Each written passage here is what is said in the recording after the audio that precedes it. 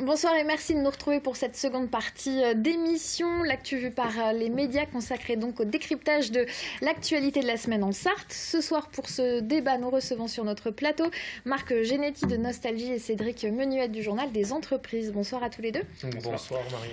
Mickaël, pour le débat de ce soir, vous avez retenu 3 thèmes, à savoir la carte scolaire, le bilan de la sécurité routière et puis le malaise du monde agricole. Et on commence avec les chiffres de la sécurité routière qui ont été communiqués cette semaine. Et ouais, exactement. Hier, particulièrement, des chiffres plutôt bons, avec une petite baisse du nombre de morts sur les routes, 30 contre 34 l'année précédente.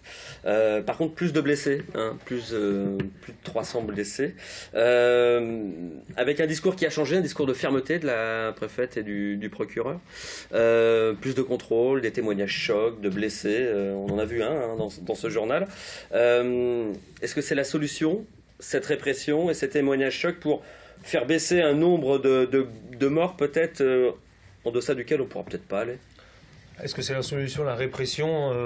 C'est pas la solution, ça fait partie des moyens d'action. La prévention compte beaucoup. Ensuite, le fait de faire la conférence de presse au centre de l'Arche, où là sont rééduqués des grands blessés, notamment des grands blessés de la route. Ça peut faire prendre conscience effectivement que, comme le disaient les personnes qu'on a interrogées hier soir, ça ne rêve pas qu'aux autres. Un accident de moto, un accident de voiture, il y avait notamment un jeune qui était passager d'un véhicule conduit par un jeune Sam qui s'est endormi au volant, qui dit aujourd'hui je suis paraplégique mais ça aurait pu être moi qui conduisais. Donc ça peut aider à la prise de conscience. Il faut toujours se dire que quand on est automobiliste, on a toujours l'impression qu'on est un bon conducteur et que ce sont les autres qui conduisent mal. Or on est aussi les autres pour les autres. Voilà, on est l'autre d'un autre, quoi.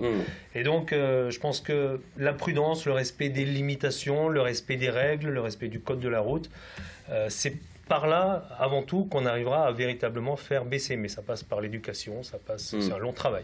Cédric, choquer un peu les esprits avec ce type d'exemple.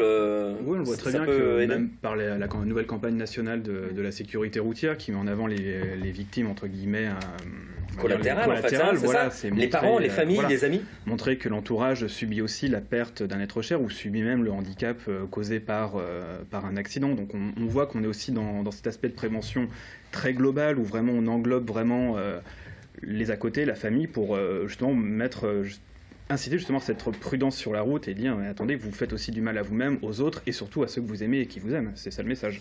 Il y a différents radars qui vont être mis en place sur les routes, des leurres aussi, des faux radars.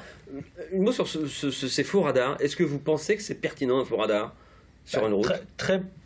Personnellement, je doute de l'efficacité d'un faux radar parce que ça va très vite se savoir que ce sont de faux radars qui ne flashent pas, qui sont juste là pour faire ralentir et faire croire que.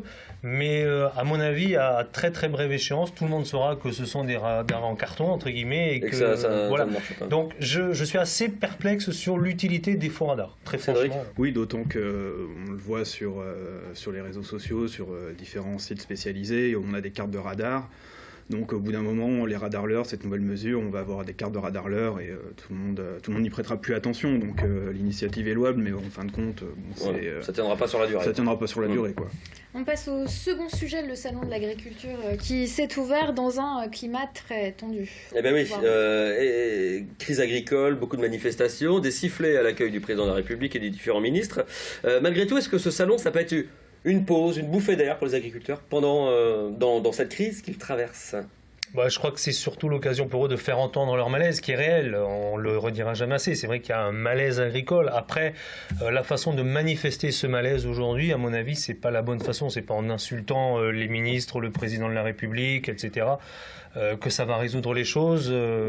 Donc c'est, je pense, une vitrine de l'agriculture française dans son ensemble, une très belle vitrine d'un secteur économique très important en France, mais je crois que c'est pas là qu'on doit régler ses comptes avec les responsables politiques, avec le responsable de la Commission européenne qui, je crois, est en visite, je crois que c'est pas aujourd'hui ou demain, Phil Hogan, il risque d'être très fraîchement accueilli lui aussi.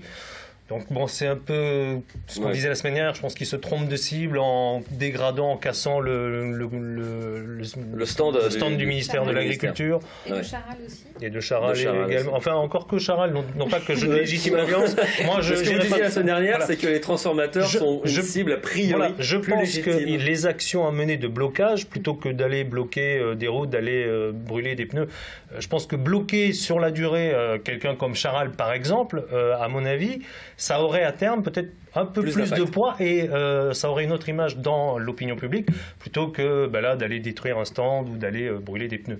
Cédric.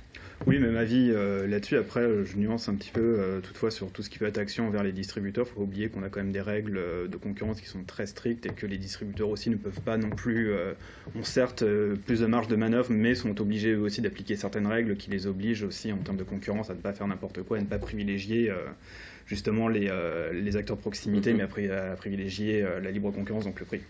Et on termine avec un autre sujet de tension, la carte scolaire, avec l'annonce en Sarthe la potentielle fermeture de 29 classes. C'est ça, mais c'était 47 à l'origine. Et puis le directeur académique des services de l'éducation nationale a revu sa copie en quelques jours, passant de 47 donc à 29. Moment de crispation quand même, logique, ou alors voilà, cette baisse quand même de nombre de fermetures assez surprenante. C'est vrai qu'elle est importante de passer de 47 à 29. On se dit que comment il avait fait les comptes à la première réunion et comment il a revu sa copie au soir de la deuxième.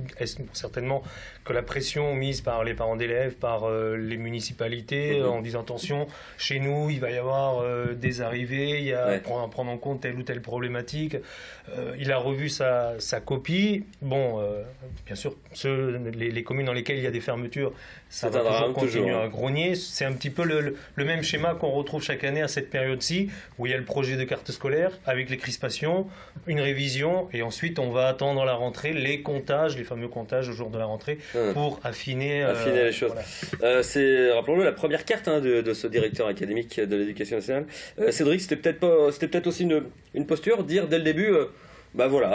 j'ai un certain nombre de fermetures en vue, je serai ferme, même si on baisse après. C'est dans une négociation, une manière aussi de se présenter. Oui, c'est vrai que le sujet est tellement récurrent, comme vous le rappeliez, qu'on a toujours ce retour, ce nombre de fermetures, toujours ce revirement soudain. Donc effectivement, il y a toujours ce côté peut-être un peu posture qui donne l'impression de lâcher un peu de lest. Mais finalement, en fin de compte, on arrivera toujours à la rentrée prochaine à des comptages et des mécontents et toujours des classes qui vont fermer, des manifestations. Fin de ce débat, merci à tous les trois, merci à vous de l'avoir suivi.